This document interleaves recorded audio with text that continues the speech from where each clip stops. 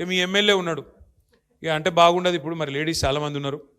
ఇప్పుడు నాకు తెలిసి 2 లింగాలు ఉంటాయి, అయితే మగోళ్ళు లేకపోతే ఆడోళ్ళు.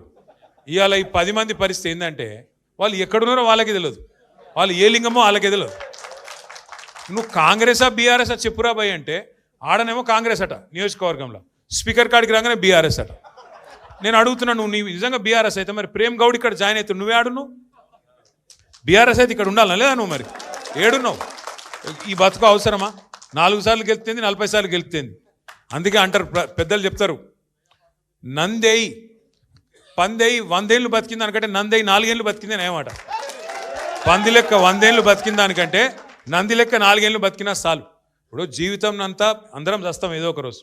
బతికిన నాలు ఖదర్తో బతకాలి, చచ్చిపోతే కూడా మంచివాడు చచ్చిపోయిండు అనాలి. చచ్చిపోతే ఈ బద్మాష్గాడు చచ్చిపోయినా అనుకుంటే కష్టం, గట్లుండాలి. కానీ నేను అడుగుతున్నా, ఇదేంది నాకు అర్థం కాదు. ఏం అభివృద్ధి ఆశించిపోయినావు నువ్వు? రేవంత్ రెడ్డి రాజేంద్ర నగర్ ఏం చేసి